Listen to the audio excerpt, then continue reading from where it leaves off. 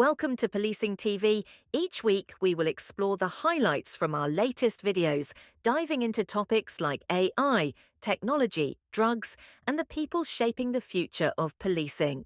On Thursday, our roving reporter Trevor Botting talks to Louise Harrison, ex-BCU commander with Merseyside Police, who is now the Chief Fire Officer and Chief Executive of Buckinghamshire Fire and Rescue Service. She shares her extensive career journey in policing, starting from her early days in Merseyside Police to her transition into the fire service.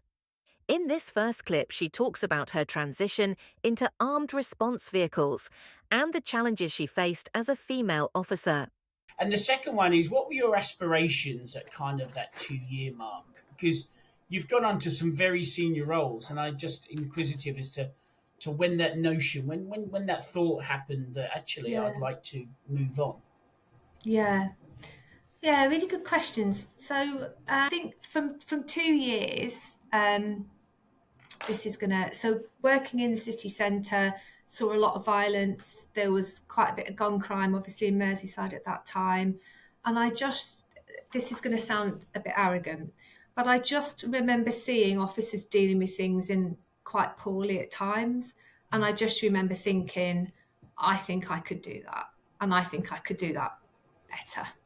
And we, in the city centre at the time, we had a number of armed response vehicles. Again, we were in a transition phase from the ARVs coming across from traffic into their own sort of department. It was still fairly new. But I remember thinking at the end of 2 years, I want to carry a gun. That was it. No aspirations for promotion. Nothing other than I want to do and learn as much as I can in the time that I've got to be a cop. And I assume, because I think I know you well enough to say that when you set your mind on something, so I assume then did you then transition into what we now recognise as ARVs or whatever format? Yeah, and it was difficult, and I think that's probably the first time that I experienced some pushback. It was still a very, very male-dominated environment. Again, there was a number of women alongside me who had applied for the ARVs, firearms instructors, and I can say this, at the time, are not the fire instructors we have today. Our firearms instructors in policing are absolutely amazing. It was a different environment to operate in, I think it's fair to say then. So it was really, really difficult. We were using revolvers. There was no kind of special adaptation if you had small hands like I've got in terms of, holding a firearm. It was just difficult, and it probably wasn't set up for having a huge range of difference in that department. But yeah, I did. I passed my firearms course. I think I was the second female that went into Merseyside ARVs, and loved it. Loved the excitement of it, the thrill of it. And it was just that accomplishment as well of having done something which I knew was really, really difficult to do. So yeah. That was, around that time, was pretty groundbreaking. And I remember just from my own force then that we did have female officers coming through, some very good ones, but it felt groundbreaking at the time. In the mid-90s, it was that first period where I think the interest was started, and obviously people like you, the first female officers that joined become those role models, aren't they? Become that actually this is achievable. On Monday, our roving reporter Bernard Ricks was speaking to Chief Superintendent Paul Talbot. In this second clip, he discusses the challenges faced during his transition between police forces and the importance of community service, personal growth, and learning from mistakes throughout his career. Those in policing, whether UK or overseas, will know that one police force can be quite significantly different from another. There are 43 geographic forces in England and Wales, plus Scotland, plus Northern Ireland, and plus a number of others, taking us up perhaps to 50 plus. What are your observations of that transfer, acknowledging that you were with the Central Motorways patrol group, so a collaboration between originally 4, then 2 forces. What were your observations about that transfer? Thinking particularly about the challenges that others might face if they were transferring from one force to another. Yeah, so I think my transition was obviously from a metropolitan force into a county force. So the first thing to get your head around is the fact of that the resource resilience isn't probably quite the same. Also in relation to the demographic of the communities and the expectations of the communities.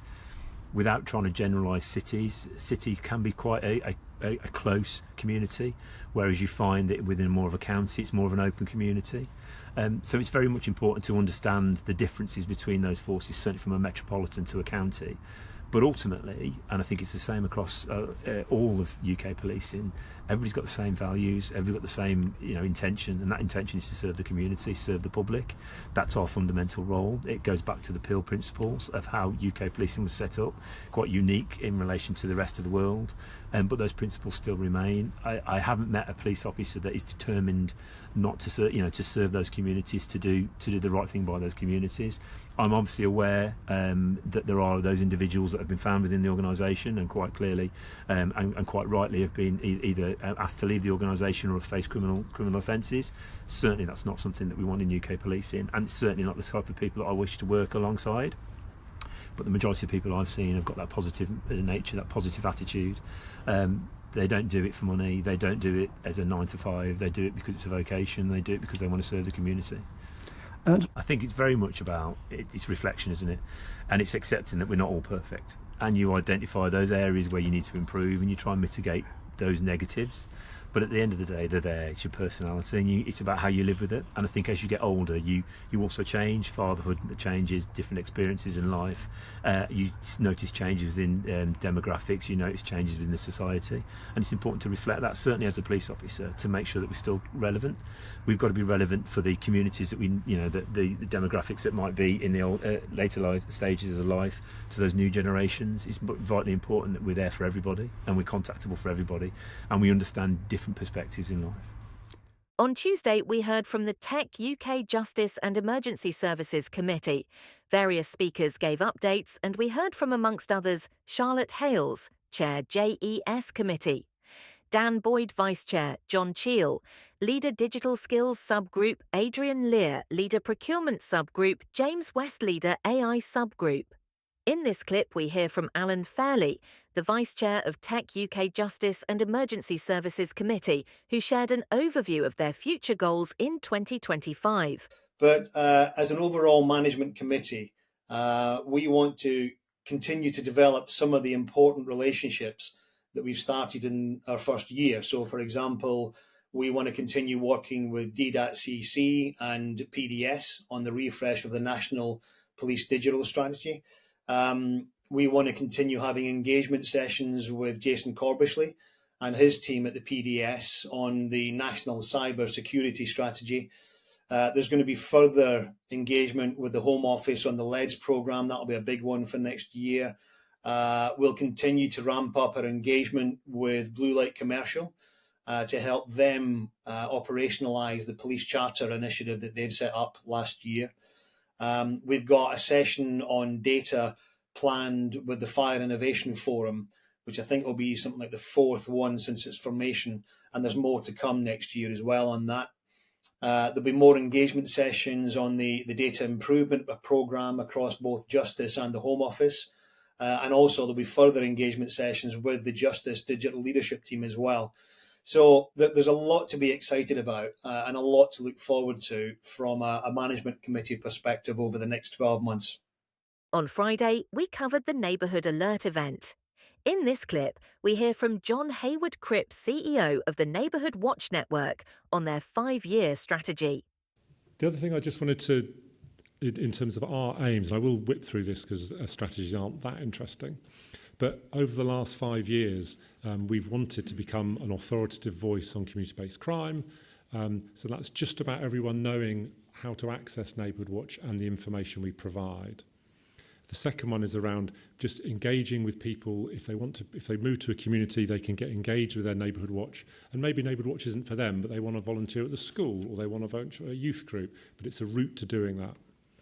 And really clearly, the way that we support people and reduce crime and prevent crime is by connecting people. And that has huge benefits just for communities and individuals around loneliness, isolation, and all those things that are really important. And we want to be known for that as well. The reason I put this up is that we engage and run a survey every year, and it gets nothing like the results that Mike's survey gets. This is a tiny by comparison, but it's still over 20,000 people, of which half are not members of Neighbourhood Watch, they're just ordinary members of the public. And in all of those categories, 4 years ago, we were in the kind of 40% of people doing those. We're now in the 70%, and it's just been a gradual increase every year. And I think that's I just use that as an example of the kind of direction, and by kind of putting effort into making those things happen, it has moved quite a long way. So, Neighbourhood Watch is quite a different thing to what it was 5 years ago. And we're just about to develop our next strategy for 5 years, and we would really welcome your input into kind of what that might look like as colleagues and police officers. Thank you for watching. Tune in next week.